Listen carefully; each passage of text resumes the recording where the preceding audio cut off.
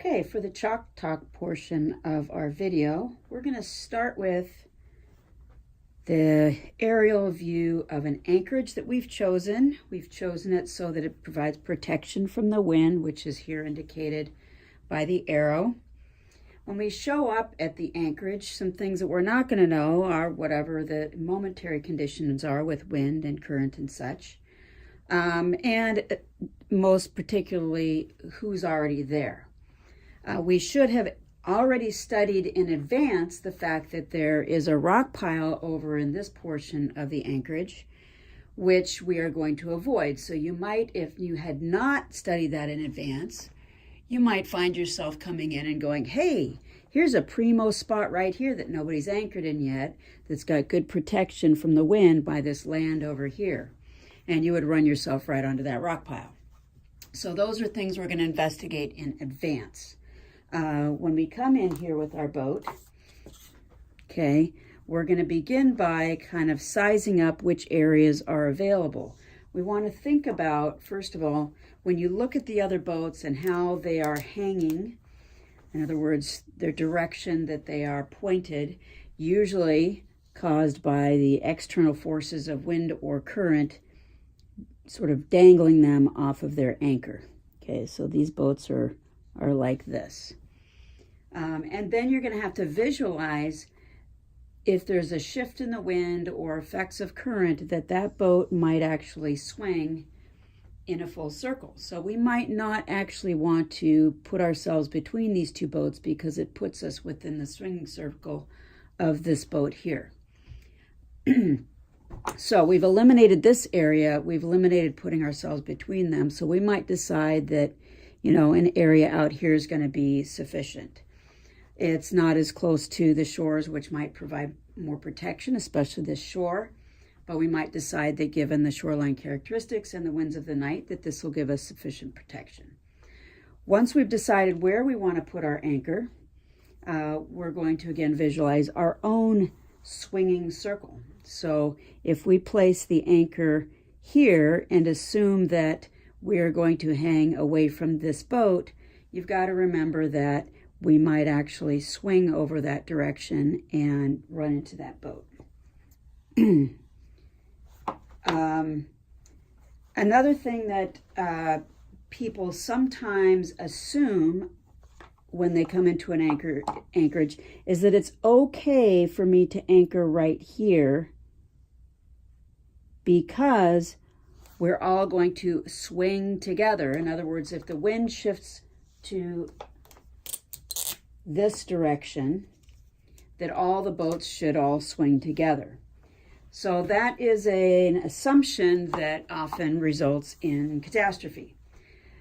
How boats hang off their anchor is going to depend upon both how the boat shape is affected by the wind, but also how the boat's shape is affected by the currents.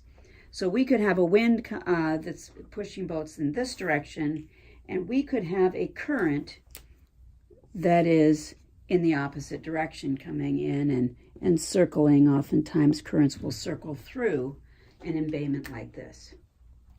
So you could have one boat, this boat here, which is responding more to the wind direction than to the current direction, probably has a lot of above the waterline hull. So it's got a lot of windage, a lot of exposures, a lot of stuff that the wind can push against. So it is hanging this way. Another boat, which might come in and park here, assuming that we're all going to hang in the same direction. If this boat actually has more in the water, in other words, it's a heavy displacement boat, it's got a big keel, it sits lower in the water, it has low freeboard, less decks, it doesn't have a lot of canvas above the water, this boat might respond more to the current. And the current will push it more than the wind does, and then boom, we are in contact with this boat that is hanging downwind when our boat wants to hang down current. So think about allowing yourself a full swinging circle when you come into any anchorage. And position yourself. So imagine this boat swinging circle put your swinging circle outside the swinging circle of the other boats. So we're going to choose a spot over here where we can swing around and not hit the rocks and not hit the boats. After we've done that, we're going to take our boat and we're going to come into the anchorage. This boat is a little outsized for the anchorage, but just to emphasize the point of making a little tour of the area that you feel that you will be anchoring in. Even though when you looked at your chart, it said that you had plenty of water, maybe 2+ fathoms or something that you need, and the tides you've determined are going to give you plenty of water overnight, you don't really know what's going on there right now. There may be a sunken log, there might be an uncharted rock, there may be something, disconformity with the bottom. So you really want to take the tour, number one, to check the depths, the actual depths at this time with your depth sounder. And then you can add to that any tidal rise that will happen overnight to get your total depth for your particular location you're going to anchor in. So you've done that. You've also looked for anything in the water with your eyeballs, crab pots, tree branches that are just below the surface, anything that you couldn't tell from a distance. So we do a little tour. We think about all the depths that we saw. And once we're happy with the position, we'll bring our boat up into the wind and begin our anchoring procedure in the middle of our projected swinging circle. Okay? So rewind this portion if you need to kind of think about any aspect of that. So you can take your time with that before we go on to the next section. So for our next section, which is about actually setting the anchor, we'll change the view so that we look at it from the side. So here's the ground on the bottom. It's the bottom of the sea. Here is the water. And here is the wind. So we are going to, once we've done that circle and decided where we want to put our boat, we decide we want the anchor here. So we're going to come into the anchorage with the bow into the wind. So that means our little boat could be a power boat, could be a sailboat, but in any case, even if it was a sailboat, we would have the sails down. Okay, so we're going to bring our little boat into the wind under power. Talk to me if you want to talk about why or when we might do anchoring under sail if you're a sailboater. Many boaters at this point will now toss the anchor overboard, and once it hits bottom, they turn off the engine, say we're there for the night, and break out the martinis. Okay, the martinis, that's another discussion. But I want you to visualize now what's going to happen to this boat once the engine's off and the wind becomes the dominant force. As the wind pushes the boat in this direction, it's going to pull or stretch that line. What happens when we stretch the line? It's not going as deep, okay, because we're now at an angle. And thus this anchor is basically going to bounce along the bottom, and we're going to end up on shore at the other end of the anchorage. And you can come into many anchorage and see those boats on that shore. We've done it in our classes. Not been the boat, but seen the boat. So you may have read in your book about the need for some scope. So here is a vocabulary word, scope. Scope, as opposed to the term road, road being the actual line and or chain that attaches your anchor to the boat, scope is how much. And you could express that in feet, fathoms, or we really think in terms of how much in terms of feet, fathoms, or what ratio of scope really relates to how much depth of water is here. So we bring our boat in, we drop the anchor to the bottom, procedures of which will be done on the boat.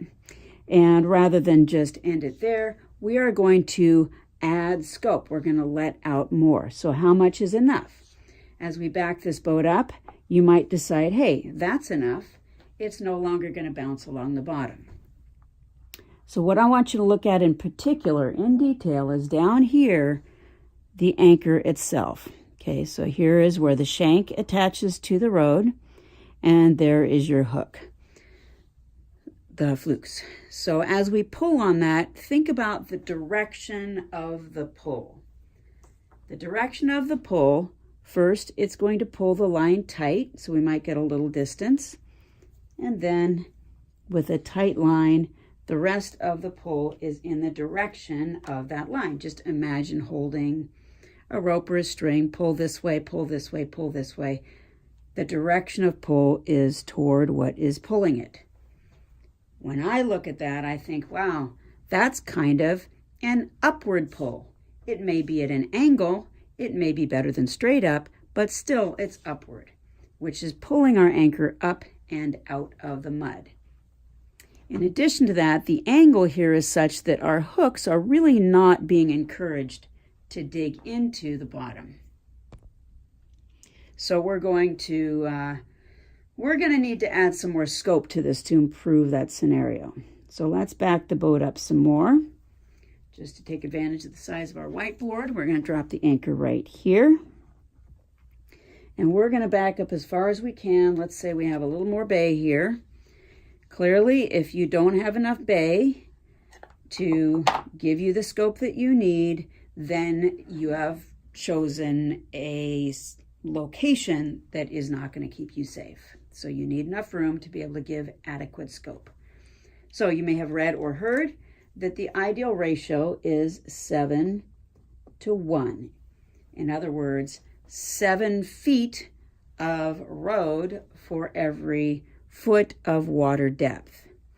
So why is that? Why so much? The general principle here is really more is better. So the farther back we bring the boat, the more scope that we let down. You see what happens to the angle here? It becomes less up and more sideways. Notice also that the hooks here, the flukes of the anchor, are now pointing downward into the mud or the sand. And that is good. The lower this angle of pull, and again, it is a continuum, the lower the angle of the pull, the more you're going to encourage the flukes to dig into the mud, and the less you're going to be pulling them up and out of the mud. So this is the benefit of a large ratio in favor of length. So 7 to 1 is considered to be the ideal ratio for most conditions if your rode is mostly line. If your rode is mostly or all chain, you can get by with a smaller ratio, perhaps 5 to 1 for most conditions. No matter what, if it starts blowing really hard, it'd be nice to have enough room in that anchorage to be able to let out more scope to give you a lower angle to allow it to dig more securely into the bottom. Okay, so that's our idea of scope and that ratio, pulling like this. Let's talk about the difference between having all line or mostly line versus all or mostly chain. So if this is mostly line, it's going to look like this. Even if there's a little bit of chain down here, it's going to look like this. If you have a short section of chain, say 30 feet, your benefit is not going to be in the holding power. The benefit is going to be that as you do swing around, the chain dragging across the bottom is going to be more resistant to any chafing from rocks and sticks and barnacles than would a nylon line. So chain is good for that, even if you have a short section here. So when we talk about the difference for the purpose of ratio, when we talk about the difference between line versus chain rode, it's really because when we have enough chain, suddenly we've got a lot of weight. So think about what this profile, this angle here would look like if it were all chain. Let's say we've got a 10, 15 knot wind. That's cumulatively going to be enough weight that your angle is going to change from this for line to something like this for all chain. So what does that do to our holding power? Again, the sheer weight of the thing, this wind cannot pull all that chain up. The sheer weight of the thing means A, that's a lot of weight to pull on. So just the weight of it means you have more holding power. B, it means if you are going to pull it along here, you've got all this friction with the bottom adding to the holding power. And finally, C, when we finally get that pull to come to the anchor itself, what does this do to the angle of approach between that anchor and its blades with the bottom? It is straight horizontal pull, which means all that's going to do is make that anchor dig in deeper. So this is the huge benefit of all chain. Now, you might be ready to run out and trade all your line for all chain, but there is one thing you need to think about for your boat in particular. If you've got a larger cruising boat, all chain, it should be accommodated just fine. But maybe get some buddies and go stand on the bow to simulate switching from all line to all chain and see what does your bow do. So if it makes you bow heavy, you don't want to be going along like this in the water. You might be able to offset that with some ballast in the stern, or your boat might be light enough that you benefit from maybe having a combination of line and chain. So maybe 100 feet, maybe 50 feet of chain, maybe just that 30 feet of chain to avoid the chafing. In those smaller, lighter boats, you know, you may have less need for all chain as well. You're going to be able to go into shallower locations, which will require less total line to get good scope, and so on. We can talk more about that in person if you have questions about how you should set your boat up for line versus chain on your road. Okay, so the details of how we actually set the anchor, when we do that, we'll actually do on the boat. And that will be a very effective method. The Captain Woolley method for doing that will keep you stuck there under almost all conditions. So let's go off to sea and try this out.